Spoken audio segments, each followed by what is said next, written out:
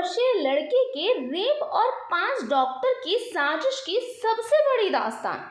कहते हैं विश्वास और अंधविश्वास के बीच एक छोटी सी लाइन होती है और शायद इस लाइन को ना समझकर कुछ लोग इतनी बड़ी गलती कर बैठते हैं कि उन्हें जिंदगी भर पछताना पड़ता है। आज की कहानी में भी कुछ ऐसा ही हुआ। अगर एक पिता ने अपने अंधविश्वास से हटकर अपनी बेटी के लिए कुछ सोचा होता तो बेटी के साथ इतना भयानक कांड ना हुआ होता। इस घटना में जितना दर्द इस बच्चे को रेप से नहीं हुआ होगा, उतना दर्द आरोपियों ने रेप करने के लिए जो योजना बनाई थी उससे हुआ होगा। मगर कहते हैं ना, पाप का घड़ा एक ना एक दिन भरता जरूर है और उसके बाद आरोपियों का पकड़ा जाना निश्चित है। इस बहुत ही भयानक और दिल दहला देने वाली घटना की पूरी कहानी आपके रोंगटे खड़े कर देगी। इस 14 वर्षीय बच्चे ने 8 महीनों में जो कुछ सहा, उसकी कल्पना आपकी और हमारी सोच से बिल्कुल परे है। इस भयानक घटना की पूरी सच्चाई को जानने के लिए वीडियो को अंत तक जरूर देखें।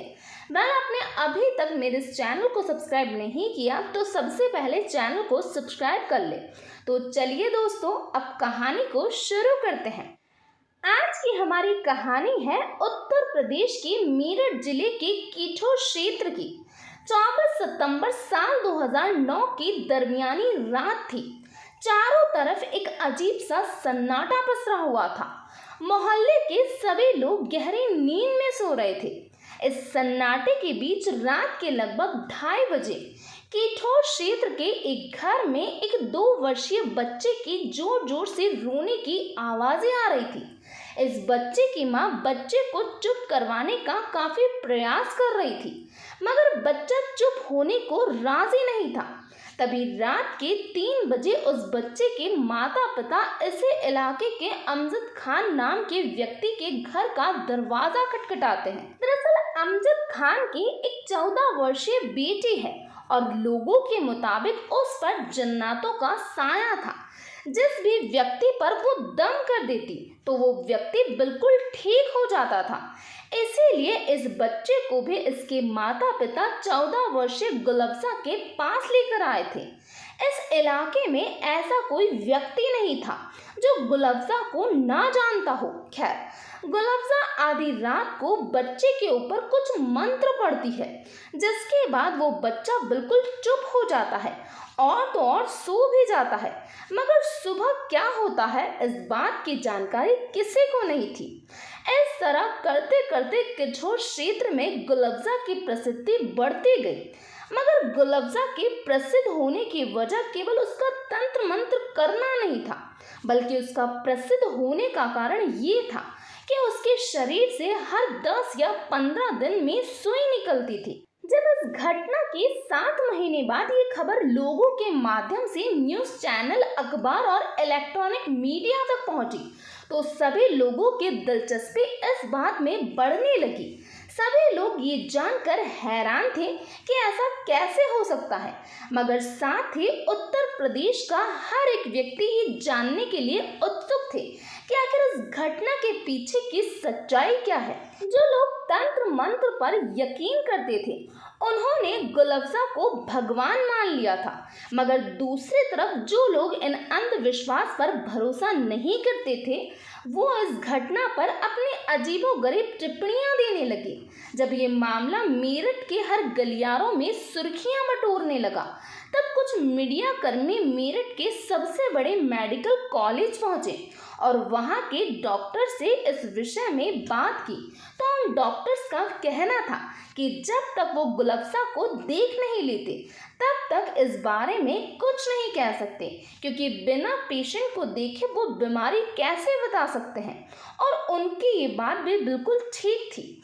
जैसे जैसे ये खबर लोगों तक पहुंची वैसे वैसे गुलफ्जा का ये मामला चर्चित होने लगा। तभी मेरठ के मेडिकल कॉलेज में इस घटना की सच्चाई जानने के लिए गुलफ्जा को बुलवाया गया। अभी गुलफ्जा से इस बारे में कुछ सवाल पूछे ही जा रहे थे कि इस बीच एक बार फिर से गुलफ्जा के एक पैर की जांघ में दर्द होने लगा और ये दर्द इतना भयानक था कि गुलफ्जा जोर जोर से चीखने लगी। डॉक्टर गुलफ्जा का इलाज करने रूम में लेकर जाते हैं और गुलफ्जा के पैर के जिस हिस्से में दर्द हो रहा था वहां से डॉक्टर्स के द्वारा एक सुई निकाली जाती है, जिससे मेरठ के बड़े बड़े डॉक्टर्स भी हैरान हो जाते हैं। उन्हें ये मामला काफी अजीबोगरीब लगता है।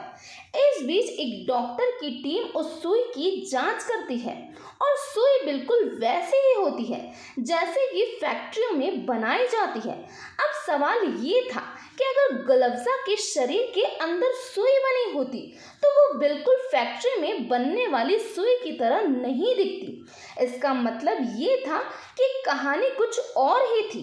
इसीलिए डॉक्टर ने इस पूरे घटनाक्रम की जानकारी पुलिस को दी और इस मामले की छानबीन के लिए कहा, जिसके बाद पुलिस की एक टीम गुलफ्जा के गांव पहुंची और इस कहानी को शुरू से जानने की कोशिश की कि किस तरह गुलफ्जा के साथ इस घटना की शुरुआत हुई थी।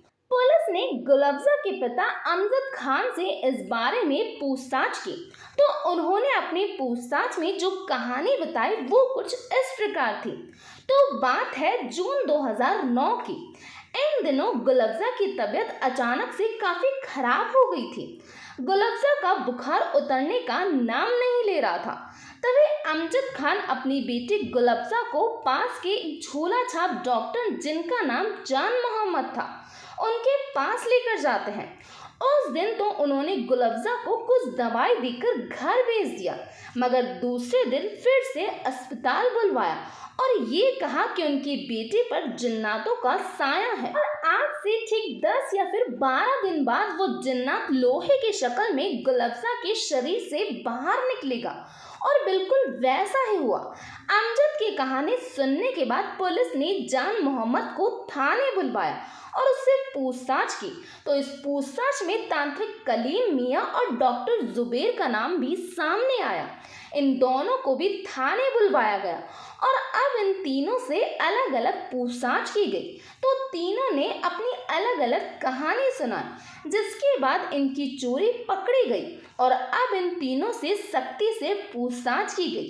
तो एक ऐसी सच्चाई सामने आई जिसे सुनने के बाद लोगों के रोंगटे खड़े हो गए। दरअसल गुलफ्जा दिखने में बेहद ही खूबसूरत थी और जब गुलफ्जा पहली बार जान मोहम्मद की क्लिनिक में आई तो उसे देखकर जान मोहम्मद के अंदर की हवस जाग उठी। अब वो किसी भी तरह इस 14 वर्षीय बच्चे के साथ दरिंदगी करना चाहता था, मगर कैसे, बस ये बात उसे समझ नहीं आ रही थी। खैर, जान मोहम्मद ने गुलफ्जा को दवाई दी और दूसरे दिन वापस अपने क्लिनिक बुलाया। जिस समय गुलफ्जा क्लिनिक से बाहर निकल रही थी उसी समय तांत्रिक कलीम मियां जान मोहम्मद की क्लिनिक में दाखिल हो रहा था। जब कलीम मियां जान मोहम्मद के क्लिनिक में आया तो उस वक्त जान मोहम्मद कुछ सोच विचार में डूबे हुए थे। जब कलीम मियां ने जान मोहम्मद से उनके सोच विचार का कारण पूछा तो जान मोहम्मद ने अपनी हवस के बारे में कलीम मियां को बता दिया। तब कलीम मियां ने जान मोहम्मद को एक रास्ता बताया। रास्ता ये था कि अमजद खान को ये कहा जाए कि उनकी बेटी गुलफ्जा पर जिन्नातों का असर है और कुछ समय बाद लोहे के रूप में वो जिन उसके शरीर से बाहर आएगा। मगर जान मोहम्मद ने कलीम मियां से पूछा कि ये सब कैसे होगा, तो कलीम मियां ने कहा कि तुम्हें लड़के के शरीर में चीरा लगाकर वो सुई डालनी होगी। किंतु जान मोहम्मद झोला छाप डॉक्टर था और ये सब उनके बस से बाहर था।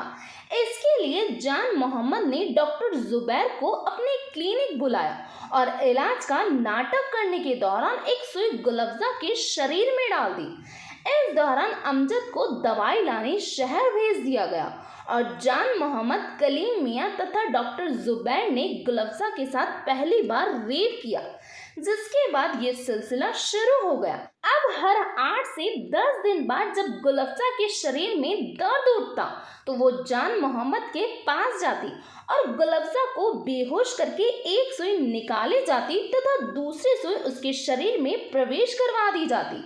साथ ही उसका रेप भी किया जाता। कहानी के शुरुआत में तो ये 3 लोग थे जो गुलब्जा का रेप करते थे, परंतु बाद में जिस डॉक्टर से बेहोशी वाला इंजेक्शन लिया जाता, जिसका नाम डॉक्टर माबूल था, वो भी इसमें शामिल हो गया और आखिर तक आते आते 4 डॉक्टर और एक तांत्रिक, ये कुल मिलाकर 5 लोग गुलब्जा का रेप करते थे।